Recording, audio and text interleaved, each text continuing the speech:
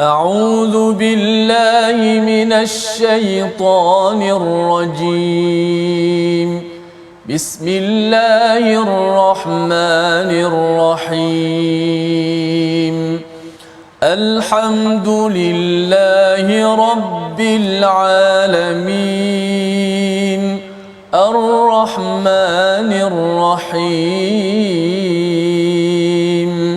مالك يوم الدين إياك نعبد وإياك نستعين اهدنا الصراط المستقيم صراط الذين أنعمت عليهم غير المغضوب عليهم ولا الضالين.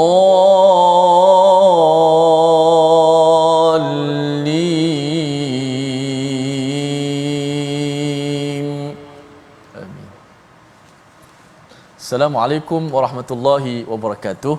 Alhamdulillah wassalatu wassalamu ala Rasulillah wa ala alihi wa sahbihi wa man walah, amma ba'. Alhamdulillah kita bertemu dalam My Quran Time, baca faham amal. Apa khabar semua penonton-penonton di rumah, di Facebook? Seperti biasa kita bantu untuk share, kita sebarkan majlis ilmu kita. Mudah-mudahan sahabat-sahabat kita dapat sama-sama turut untuk belajar daripada halaman yang ke-459 surah Az-Zumar, yang pastinya sangat menarik, sangat penting untuk sama-sama kita menguatkan ketauhidan kita kepada Allah Subhanahu Wa Taala. Bila tauhid kita kuat, bila kita mantap dengan ilmu pengetahuan, maka tenanglah kehidupan kita di dunia ini sehingga kita mampu melangkah dalam kehidupan dengan penuh selesa dan bahagia, insya-Allah taala. Baiklah sahabat-sahabat, kita baca doa sedikit. Subhanaka la ilma lana illa ma 'allamtana innaka antal alimul hakim. Rabbi zidni ilma. Amin amin ya rabbal alamin. Baik, seperti biasa saya persilakan Fadil Profesor Madya Dr. Ahmad Sanusi untuk meneruskan halaman muka surat yang ke-459. Sila Dr. Baik, terima kasih Ustaz Tirmizi. Assalamualaikum warahmatullahi wabarakatuh. Alhamdulillahirabbil alamin wassalatu wassalamu ala asyrafil anbiya'i wal mursalin sayyidina Muhammadin wa ala alihi wa ashabihi ajma'in, amma ba'd. Alhamdulillah tuan-puan, para penonton, ibu ayah yang saya kasihi sekalian, hari ini kita diberikan oleh Allah peluang sekali lagi, dipanjangkan umur sekali lagi, kemudian diberi peluang untuk bertadabbur Al-Quran. Allahu Akbar. Ini adalah nikmat yang paling besar, nikmat di mana kita dapat menghayati apa yang telah diperintahkan oleh Allah, kata-kata ataupun kalamullah yang diturunkan oleh Allah kepada Rasulullah. Hari ini kita menyemak ataupun membelik halaman yang ke-459, ianya adalah kesinambungan daripada ayat yang pertama dan ayat yang ke-5 kalau tak silap saya, yang kita telah bincangkan sebelum daripada ini, mengenai tentang perihal-perihal Allah Ta'ala menyebutkan tentang tauhid kepada Allah Ta'ala, isu-isu tentang ubudiyah, mengabdikan diri kepada Allah. Hari ini kita akan masuk mengenai tentang perbincangan nikmat yang Allah Ta'ala berikan kepada kita, betapa banyak yang Allah Ta'ala berikan kepada kita. Kita perlu kepada kesyukuran ataupun bersyukur kepada Allah Ta'ala, yang mana sinopsis ataupun perbincangan secara umumnya pengajian kita pada hari ini akan kita persembahkan. Mari sama-sama kita perhatikan kepada mengenai tentang perbincangan kita pada hari ini, iaitu memperingatkan orang kafir dengan nasib umat yang terdahulu.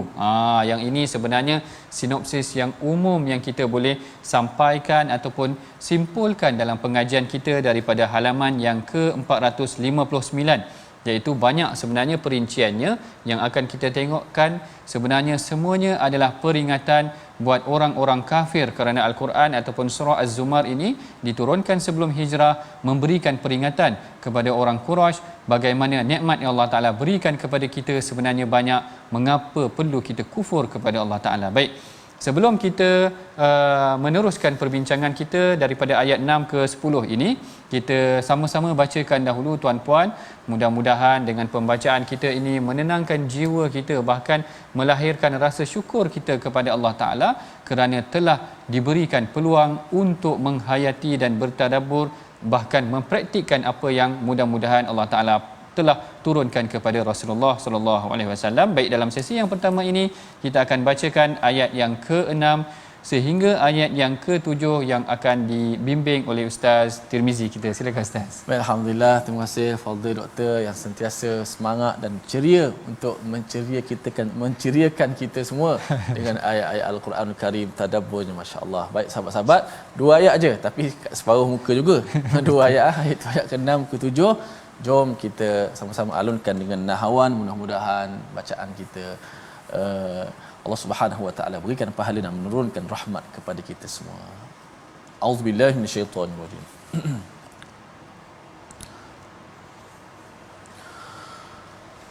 Khalaqakum min nafsin wahidatin thumma ja'ala minha zawjaha ثم جعل منها زوجها وأنزل لكم من الأنعام 8 أزواج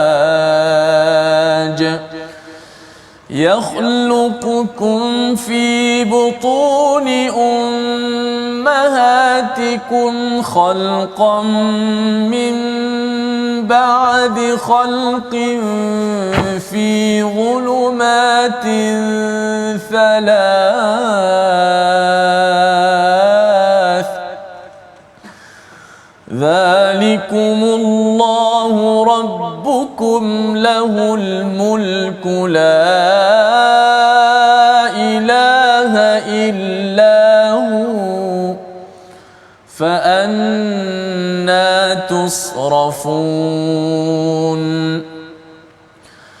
إن تكفروا فإن الله غني عنكم ولا يرضى لعباده الكفر وإن تشكروا يرضه لكم ولا تزر وازرة وزر أخرى ثم إلى ربكم مرجعكم فينبئكم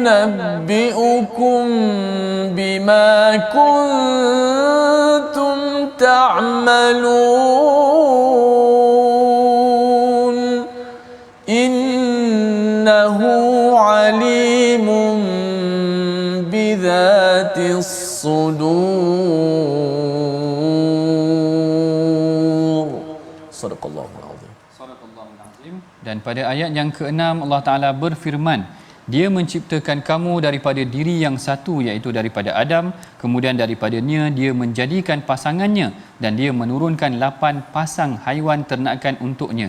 Dia menjadikan kamu di dalam perut ibumu, kejadian demi kejadian dalam 3 ke-8. Yang berbuat demikian itu adalah Allah Tuhan kamu, Tuhan yang memiliki kerajaan, tidak ada Tuhan selain Dia, maka mengapa kamu dipalingkan? Mengapa kamu dapat dipalingkan? Baik, perhatikan ayat yang pertama daripada halaman yang ke-459 ini menceritakan seperti mana yang kita bincangkan tadi, iaitu menceritakan kepada kita tentang nikmat yang Allah Ta'ala berikan kepada kita. Kalau tuan-puan perhatikan bagaimana ini yang disebutkan oleh Syekh Tantawi di dalam tafsirnya, menceritakan bagaimana Allah Ta'ala menyebutkan tentang kejadian Adam itu menggunakan kalimah khalaqa, kalimah khalaqa, dan kemudian Allah Ta'ala menyebutkan tentang kejadian pasangannya pula disebutkan menggunakan perkataan ja'ala. Tengok beza dekat situ. Yang ni dijelaskan oleh Syekh Tantawi. Dia kata khalaqa ini adalah seakan-akan memberikan pengertian bahawa Allah Ta'ala menjadikan Adam itu daripada perkara yang tidak ada, lalu digunakan perkataan khalaqa, iaitu sesuatu yang dijadikan memang daripada tidak ada perkara yang ada kepada ada. Nabi Adam tidak ada sebelum itu, diadakan dengan menggunakan perkataan khalaqa, khalaqakum min nafsin wahidah. Dia menjadikan kamu semua daripada jiwa yang satu, iaitu daripada Adam itu sendiri. Kemudian Allah Taala kata thumma ja'ala minha. Bila ja'ala ini menurut Syekh Tantawi, sebahagian ulama menafsirkannya, dia kata seakan-akan perkataan ja'ala itu adalah dijadikan, iaitu daripada pasangannya. Sebab itu digunakan dua verb ataupun dua kata kerja yang berbeza. Yang ini menurut pandangan Syekh Tantawi di dalam tafsirnya, Tafsir Al-Wasit. Kemudian disebutkan juga wa anzala lakum minal an'ami thamaniyata azwaj, iaitu disebutkan bahawa Allah Taala menurunkan ternakan, haiwan ternakan yang 8 pasang, iaitu yang berpasang-pasang. Apakah yang dimaksudkan dengan wa anzala lakum minal an'am? Yang ini juga telah dibincangkan ataupun diceritakan oleh Syekh Tantawi, bahawa seakan-akan ketika mana Allah Taala menjadikan Nabi Adam di syurga, sebenarnya telah disediakan segala nikmat juga di dalam syurga, daripada ternakan, daripada unta, haiwan-haiwan ternakan, lembu, kambing dan sebagainya. Dan apabila diturunkan Nabi Adam itu ke muka bumi, lalu diturunkan bersama dengan Adam itu ataupun bersama dengannya diturunkan nikmat itu antara hikmah mengapa Allah Taala dikatakan menggunakan lafaz wa anzalalakum minal an'am, lalu diturunkan kepada kamu, iaitu mengenai tentang diturunkan nikmat-nikmat. Barangkali juga yang dimaksudkan dengan wa anzala, seperti mana Allah Taala menurunkan air itu, iaitu hujan itu, menggambarkan tentang segalanya yang diturunkan oleh Allah Taala ini akan memberikan satu nikmat kepada manusia daripada sumber yang satu, iaitu daripada Allah Taala, Tuhan yang Maha Tinggi menurunkan kepada manusia, menunjukkan kepada kita sebenarnya hamba yang mengabdikan diri kepada Allah. Lalu Allah Taala menyebutkan nikmat-nikmat ini. Allah Ta'ala menceritakan tentang asal usul kejadian manusia di dalam perut ibunya selama beberapa peringkat. Ini semua menunjukkan tentang bukti kebesaran Allah. Lalu di penghujung ayat yang ke-6, Allah Ta'ala tanya kita tuan-puan. Allah Ta'ala kata fa'anna tusrafun. Jadi bagaimana kamu memalingkan diri kamu? Maknanya seakan-akan kenapalah kamu berpaling? Kalau kamu perhatikan dekat diri kamu sahaja, kamu tahu dah bahawa kita ni tidak dijadikan secara sendiri. Kan kadang-kadang orang yang menafikan Allah Ta'ala, dia kata tak, manusia dijadikan sendiri. Saya suka seorang ustaz ataupun seorang guru dahulu, dia memberikan perumpamaan yang menarik. Dia kata ada orang kata manusia ini sebenarnya dijadikan sendiri, ibunya menjadikan dia, dia lahir. Jadi tidak ada Tuhan sebenarnya yang menjadikan dia, dia kata. Tetapi kalau kita fikir, dia kata satu jenis item itu ataupun satu jenis perkara itu tidak boleh menjadikan perkara yang lain dengan dirinya sendiri. Macam mana saya nak cakap sebagai contoh? Kalau macam sebiji kuih itu tidak boleh menjadikan kuih yang lain. Dia kena orang lain yang buat. Ataupun telefon ini, maknanya telefon ini yang buatnya orang, bukan telefon ni buat diri dia sendiri. Ada bagi analoginya begitu. Jadi dia kata begitu juga dengan manusia. Kalau orang kata manusia ini yang menjadikan dirinya sendiri ataupun menjadikan orang lain, tengok teknologi hari ini. Macam-macam cuba dibuat daripada manusia untuk mencipta manusia yang lain, tetapi sukar sebenarnya tuan-puan. Yang menciptakan tulang belulang ataupun nadi-nadi, salur-salur darah ini semua secara kompleks ini, siapa yang menjadikan ini? Masya Allah. Sebab tu Allah Ta'ala kata wa fi anfusikum afala tubsirun. Dan dalam jiwa diri kamu sendiri ini, tidakkah kamu perhatikan bahawa ini adalah nikmat yang besar yang Allah Ta'ala berikan kepada kita? Lalu kenapa kamu berpaling? Kenapa kamu berpaling? Lalu di sini Allah Ta'ala ingatkan diri kita. Dah Allah Ta'ala tanya tadi, Allah Ta'ala kata in takfuru fa innallaha ghaniyun ankum. Iaitu Allah Ta'ala kata sekiranya kamu ingkar, sekiranya kamu kufur, Allah Ta'ala tak memerlukan kamu. Allah, malu kita tuan-puan. Sebenarnya yang kita yang berhajat, yang memerlukan kepada Allah, sedangkan Allah Ta'ala tidak memerlukan kepada kita tuan-puan. Allah Ta'ala tegur secara direct di sini, tak malu ke kita kalau kita kufur kepada Allah Ta'ala, kerana Allah Ta'ala tak memerlukan kita. Bahkan Allah Ta'ala kata wala, dalam masa yang sama Allah Ta'ala ingatkan juga wala yarda li'ibadihil kufr, dan Allah Ta'ala tidak redha terhadap hamba-hambanya yang kufur, yang ini yang kemuncaknya Allah Taala kata wa in tashkuru yaradahu lakum. Yang ni kita dah bincang sebelum ini. Sekiranya kamu bersyukur, Allah Taala akan redha kepada kamu. Tengok kalau ayat sebelum tu wala yarda li ibadihil kufr. Kalau kita kufur, Allah Taala tak suka dengan kita. Kalau kita bersyukur, Allah Taala redha kat kita. Allahu akbar. Nikmat apa lagi yang kita inginkan kalau bukan kerana redha Allah Taala. Jadi sebenarnya highlight dia, point dia juga sebenarnya kat sini tuan-puan, bahawa kalau kita bersyukur, Allah Taala akan redha dengan kita. Yang ni yang kita telah sebutkan sebelum daripada ini, sebenarnya sifat syukur ini yang ingin diterapkan. Ayat yang ke-6 diceritakan tentang nikmat-nikmat manusia, nikmat kejadian manusia, nikmat tentang haiwan-haiwan, nikmat tentang bagaimana manusia dijadikan, kemudian dilahirkan dalam muka bumi ini. Kemudian Allah Ta'ala kata, macam mana kamu boleh kufur sedangkan yang beri ini semua adalah Allah Ta'ala. Lalu di dalam Al-Quran Allah Ta'ala banyak ingatkan kepada kita tentang nikmat-nikmat ataupun tentang ciri-ciri hamba yang bersyukur ini. Semuanya nikmat yang banyak ataupun semuanya adalah contoh yang banyak. Kalau kita perhatikan bagaimana ayat pertama yang kita bacakan pada hari ini menunjukkan sekiranya kita bersyukur kepada Allah Ta'ala, Allah Ta'ala akan redha kepada kita. Bahkan bagaimana kita nak bersyukur, yang ini selalu saya ingatkan bahawa syukur ini dia bukan dengan lafaz sahaja. Yang mana Allah Ta'ala sebutkan buat Nabi Daud, i'malu ala Daud syukra, iaitu bekerjalah. Maknanya kerja ataupun syukur ini perlu dipraktikkan, perlu diimplementasikan secara dengan tindakan. Dengan tindakan.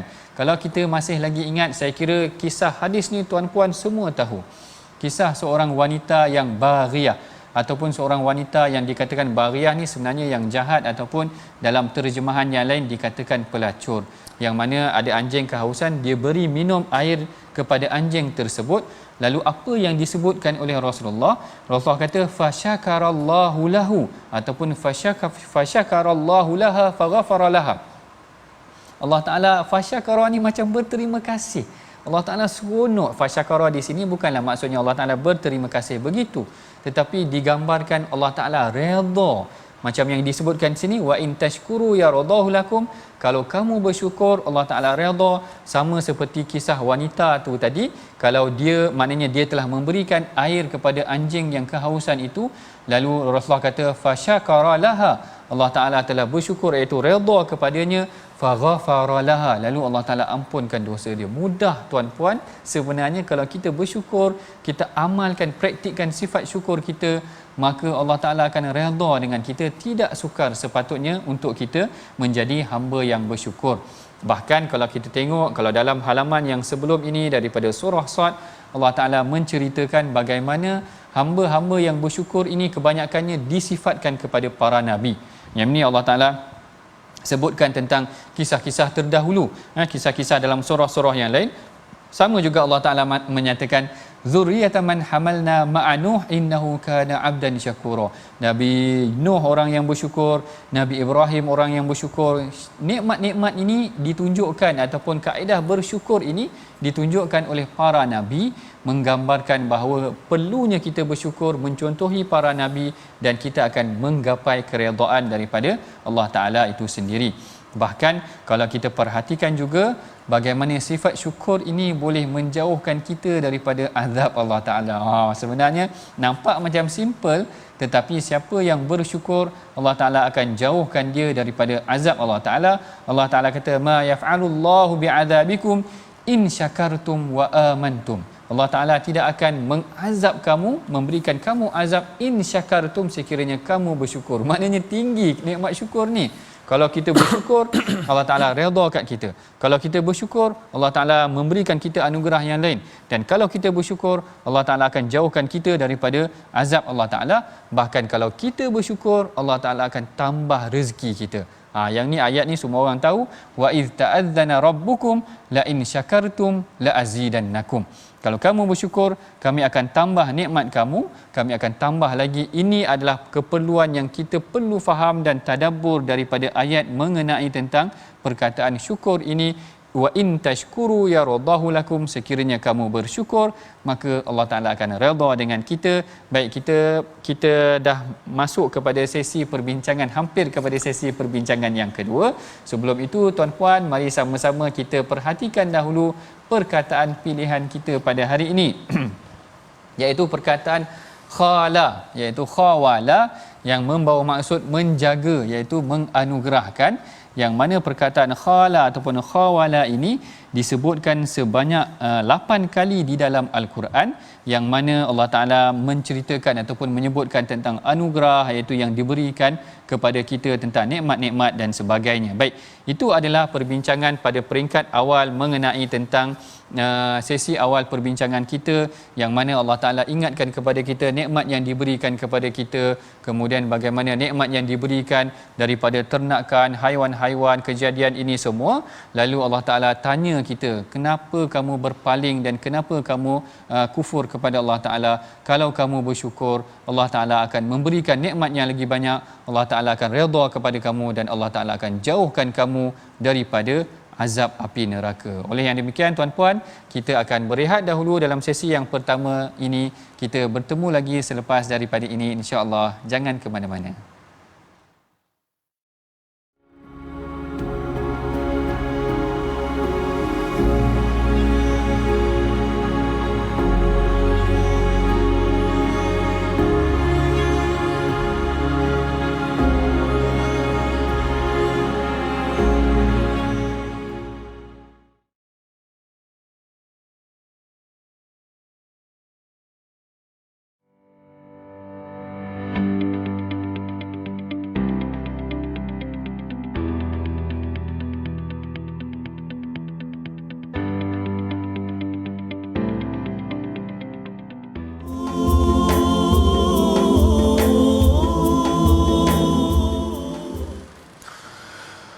قل يا عبادي الذين آمنوا اتقوا ربكم للذين أحسنوا في هذه الدنيا حسنة وأرض الله واسعة إنما يوفى الصابرون أجرهم بغير حساب.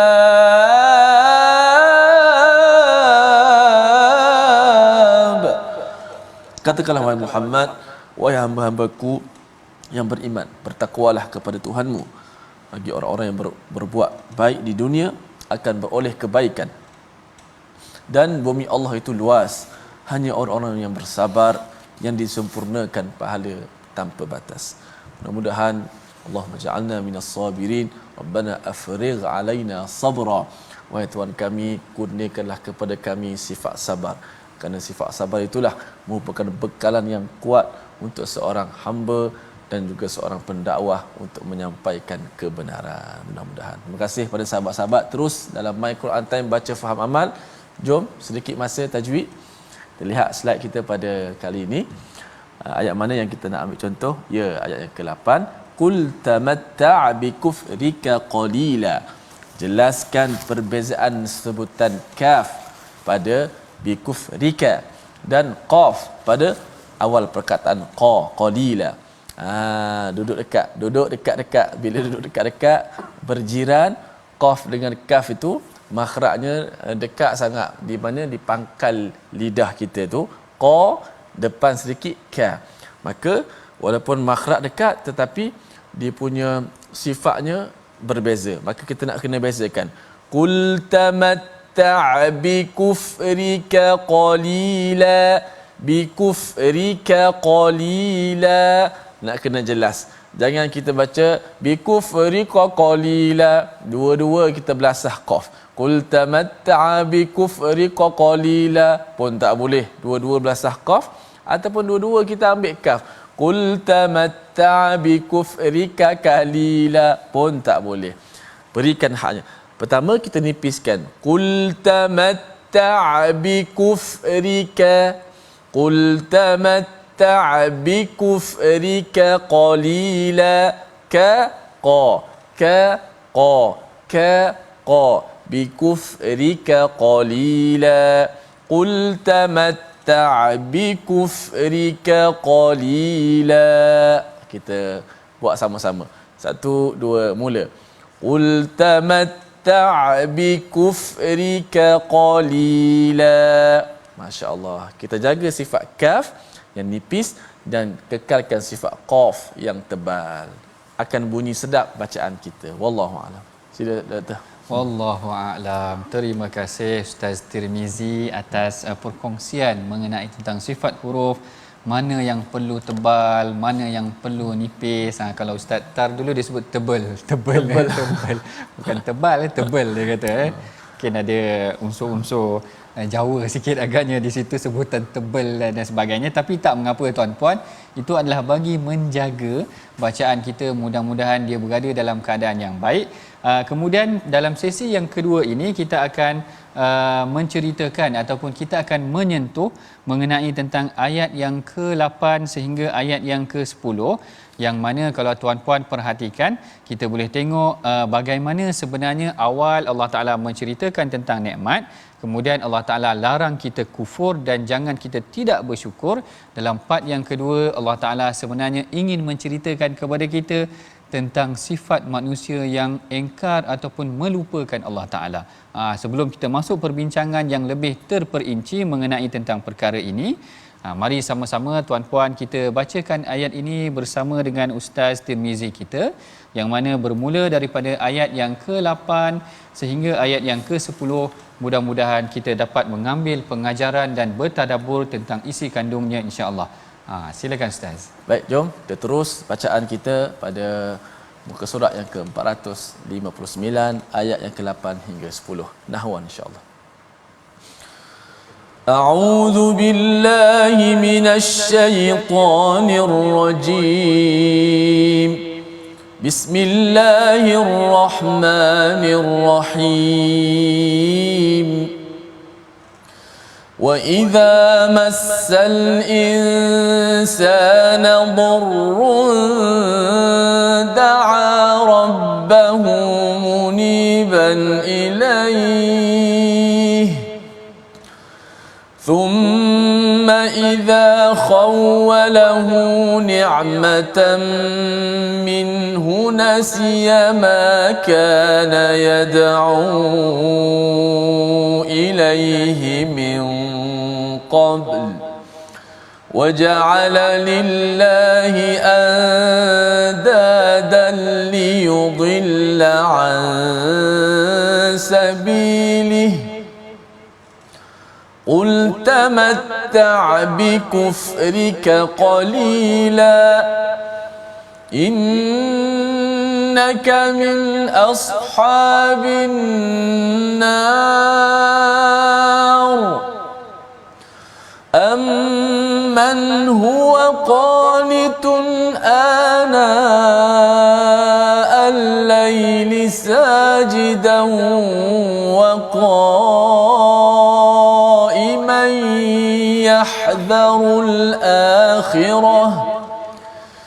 يَحْذَرُ الْآخِرَةَ وَيَرْجُو رَحْمَةَ رَبِّهِ قُلْ هَلْ يَسْتَوِي الَّذِينَ يَعْلَمُونَ وَالَّذِينَ لَا يَعْلَمُونَ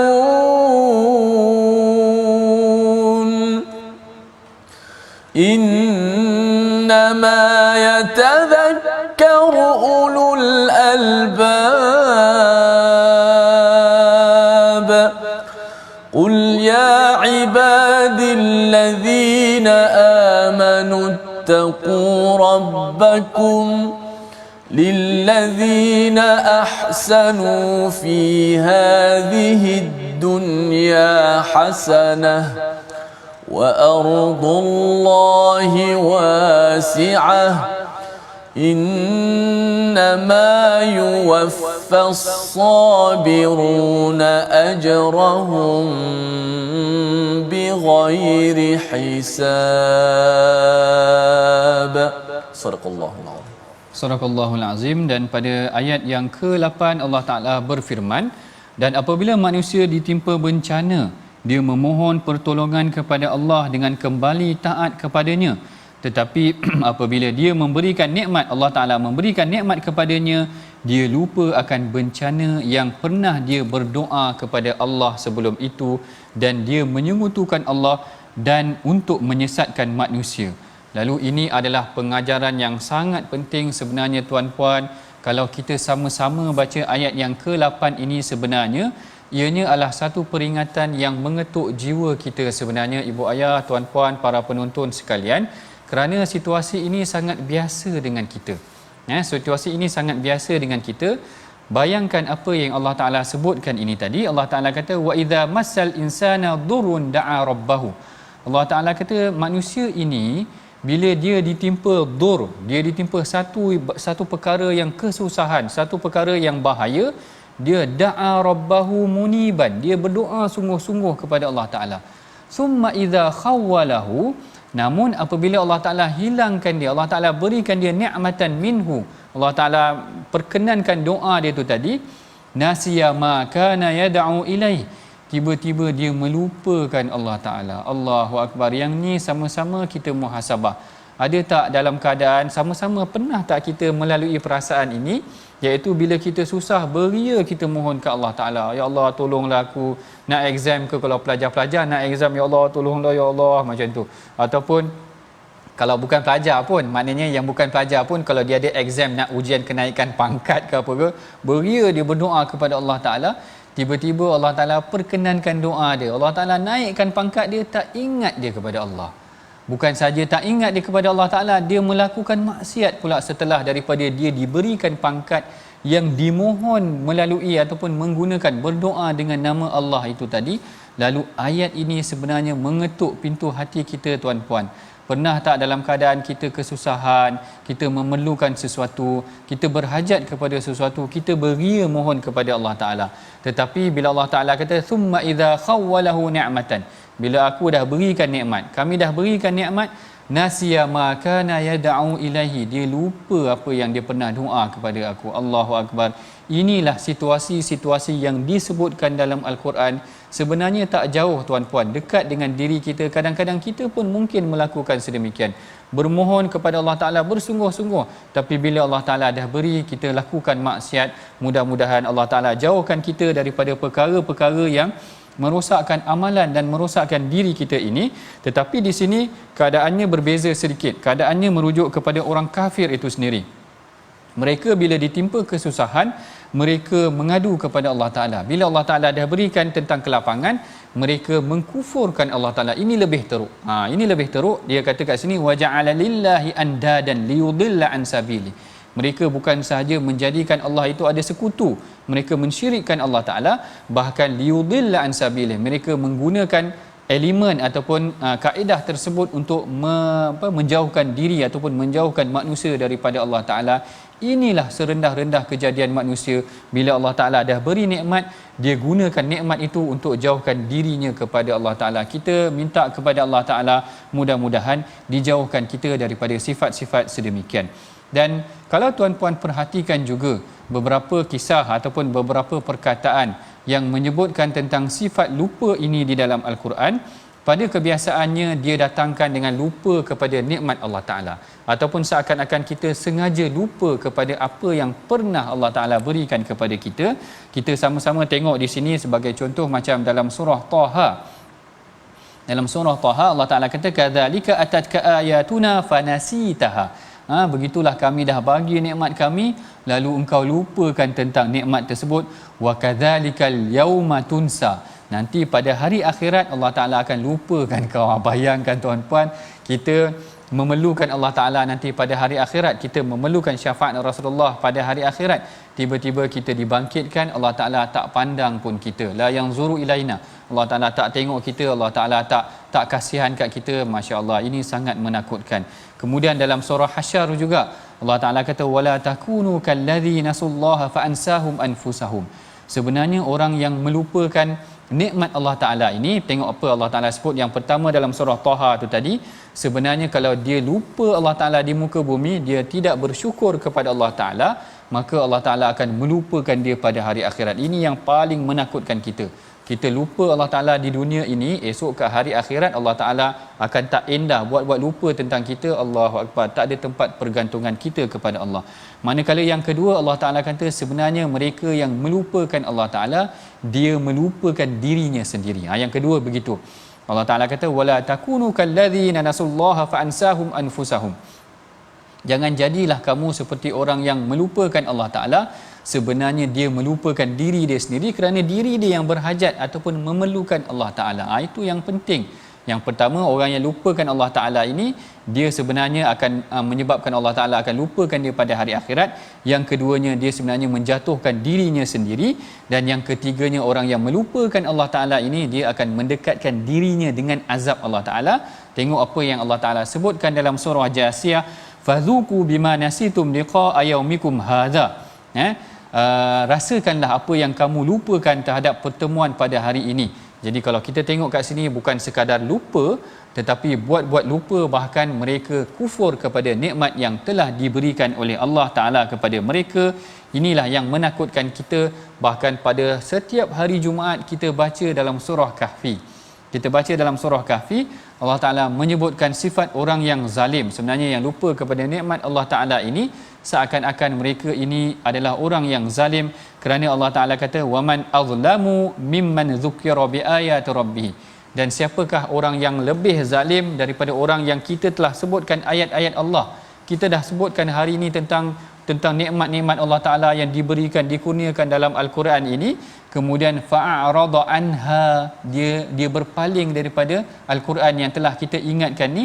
Wa nasiya ma qaddamat yada, dan dia melupakan apa yang telah dilakukan oleh tangan-tangan mereka. Inilah dia 4 kelemahan ataupun 4 kerugian bagi mereka yang melupakan Allah Ta'ala.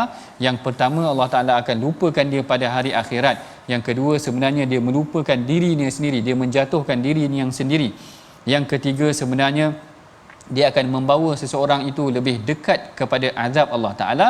Dan yang keempat, sebenarnya dia adalah orang yang zalim. Jadi jangan kita, kalau Allah Ta'ala dah beri kita nikmat yang banyak, kita lupa untuk berzikir, bersyukur kepada Allah Ta'ala.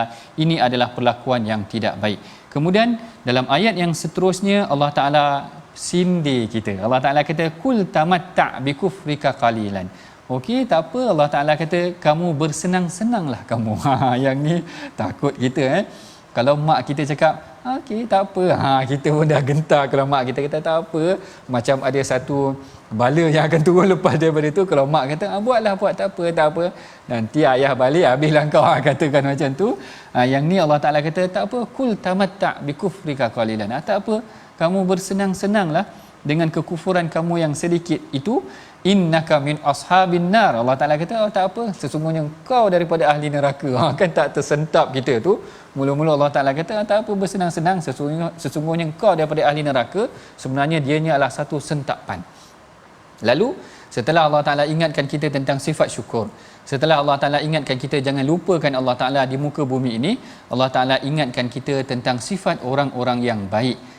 Yang ni yang disebutkan dalam ayat yang ke-9. Allah Ta'ala kata amman huwa qanitun ana al-laili sajida. Allah Ta'ala kata apakah kamu orang musyrik yang lebih beruntung, ataupun orang yang bangun beribadah pada malam hari itu yang lebih beruntung. Qa'ima sajidan wa qa'ima yahdharul akhirata wa yarju rahmat rabbih. Kat sini dua sifat yang disebutkan di dalam ayat ini. Yang pertama, dia mendirikan malam dengan sujud dan qiyamul lail itu. Dan yang keduanya yahdharul akhirah, kerana dia takut pada hari akhirat. Yang keduanya yarju rahmat rabbi, dengan berharap, dia mengharapkan rahmat daripada Allah Ta'ala. Yang ini yang sebenarnya pernah diungkapkan dalam hadis Nabi, yang mana Rasulullah sallallahu alaihi wasallam pernah datang kepada seorang lelaki yang berada di ambang mautnya. Yang ni yang diceritakan sendiri oleh Sayyidina Anas. Dia kata kana Rasulullah sallallahu alaihi wasallam dakhala ala rajulin wa huwa fil mauti.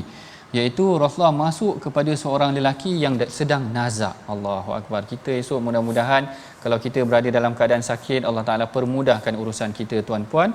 Rasulullah, Saidina Anas cerita Rasulullah pernah masuk kepada orang yang sedang nazak, faqala kaifa tajidka. Lalu Rasulullah tanya, macam mana keadaan kau? Lalu lelaki ni kata, arju wa akhaf. Aku dalam keadaan yang sangat berharap kepada keampunan Allah Taala dan aku sangat takut. Maknanya dah di penghujung hidup dia masih ingat lagi kepada Allah Taala. Lalu Rasulullah sallallahu alaihi wasallam berkata, Rasulullah sallallahu alaihi wasallam bersabda, dia kata, la yajtami'an fi qalbin 'abdin fi mithli hadzal mawtin illa a'tahu Allahu alladhi yarju wa amanahu alladhi yakhaf. Allah Taala, Rasulullah kata, tidak ada seorang lelaki yang berhimpun dua sifat ini, sifat takut dan sifat raja, sifat khauf dan sifat raja, takut dan harap kepada Allah Taala, melainkan Allah Taala akan menjauhkan dia daripada apa yang dia takut dan Allah Taala akan memberikan dia apa yang dia harap. Mudah-mudahan kita tergolong dalam golongan yang mendapat nikmat rasa takut kepada Allah Taala dan khauf kepada Allah Taala dan berharap kepada Allah Taala ini. Dan menarik juga di dalam tafsir Ibnu Kathir, Al-Imam Ibnu Kathir ada ceritakan tentang ayat amman huwa qanitun ana al-laili ini. Al-Imam Ibnu Kathir ada menceritakan tentang ayat yang ke-9 ini apabila Saidina Abdullah bin Umar. Saidina Abdullah bin Umar ni tuan-puan, kalau tuan-puan baca hadis Nabi, dia adalah seorang yang rajin mendirikan qiyamul lail.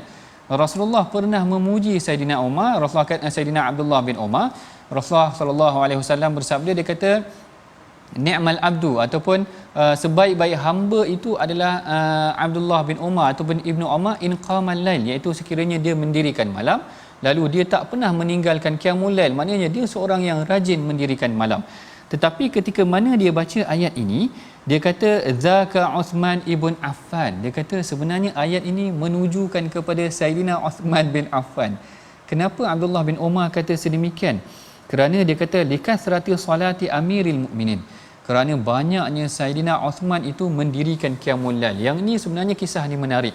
Bagaimana seorang khalifah, bagaimana seorang pemimpin, tetapi dia seorang yang mendirikan qiyamul lail. Yang ini barangkali perlu kita praktikkan dalam syarikat kita, dalam tempat kerja majikan kita ataupun di mana-mana sahaja, bahawa pemimpin itu juga diajak untuk mendirikan qiyamul lail.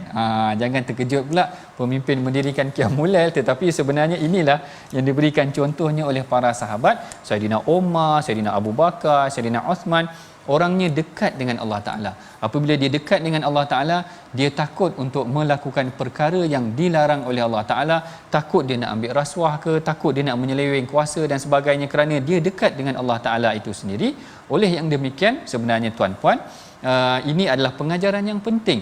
Bagaimana sebenarnya Allah Ta'ala memuji. Kalau tadi Allah Ta'ala mengingatkan kita, jangan kita tidak bersyukur kepada Allah Ta'ala, jangan kita lupakan nikmat Allah Ta'ala. Kemudian salah satu kaedah kita bersyukur dan mencukuri nikmat Allah dan tidak melupakan nikmat Allah adalah dengan kita mendirikan qiyamul lail, sama seperti Saidina Abdullah bin Umar, sama seperti khilafah ataupun khalifah kita iaitu Saidina Uthman. Dan kemudian Allah Ta'ala mengingatkan tentang sifat orang-orang yang baik, iaitu orang-orang yang berilmu dan juga orang yang melakukan kebaikan di muka bumi ini, insya-Allah. Baik, begitulah dia perbincangan ataupun sesi tadabbur kita daripada halaman yang ke-459. Dan sebelum kita mengakhiri perbincangan kita, mari sama-sama kita perhatikan dahulu resolusi pengajaran yang boleh kita amalkan, praktikkan dalam kehidupan kita daripada halaman yang ke-459 ini, iaitu yang pertama, kita hendaklah menghayati asal usul kejadian manusia agar tunduk kepada kebenaran. Ayat ini disebutkan dalam ayat yang ke-8 tadi tentang kejadian manusia, yang mana yang keduanya adalah kita hendaklah bersyukur kepada Allah Ta'ala dan tidak kufur kepada Allah Ta'ala kerana Allah Ta'ala Maha mengetahui. Dan yang ketiga, seperti yang kita sebutkan tadi, iaitu kita mengharapkan rahmat daripada Allah dengan mendirikan ibadah seperti ibadah solat dan juga ibadah-ibadah yang lain. Begitulah dia tuan-puan pengajian kita pada hari ini. Mudah-mudahan Allah Ta'ala memberkati pengajian kita. Mari sama-sama kita berdoa, mudah-mudahan Allah Ta'ala menjadikan kita dalam kalangan golongan yang bersyukur. Silakan Ustaz Tirmizi. Bismillahirrahmanirrahim. Alhamdulillah wassalatu wassalamu ala Rasulillah Narju rahmataka wa nakhsha azabak ya Rahman ya Rahim. Ya Allah, kami mengharapkan rahmat-Mu ya Allah, dan kami sangat takut akan azab-Mu ya Allah. Ya Allah, kurniakanlah kedua-dua sifat dalam hati kami ya Allah. Ya Allah, kurniakanlah kedua sifat khauf, sifat takut dan sifat harap dalam hati-hati kami semua ya Allah. Ya Allah, jadikanlah kami orang yang sentiasa tetap bersyukur di atas nikmat-nikmat-Mu ya Allah. Berilah kekuatan kepada kami untuk sentiasa kami sabar dalam kehidupan kami ini ya Allah. Amin ya rabbal alamin. Amin. Alhamdulillah, itulah muka surat 459 yang telah kita belajar banyak sekali kata-kata ataupun sifat-sifat yang penting yang perlu ada dalam diri umat Islam. Moga-moga kita menjadi umat yang kuat untuk berjuang sehingga kita bertemu dengan Allah Subhanahu Wa Taala. Kita mengajak semua untuk menyumbang dalam tabung gerakan Al-Quran. Moga-moga kita dapat memberi sesuatu manfaat kepada ummah, dan jangan lupa untuk sentiasa saksikan ulangan My Quran Time pada malam dan juga esok pagi. Mudah-mudahan kita semua dimuliakan dan dirahmati dengan Al-Quran. Bertemu kembali dalam My Quran Time, baca faham amal. Assalamualaikum.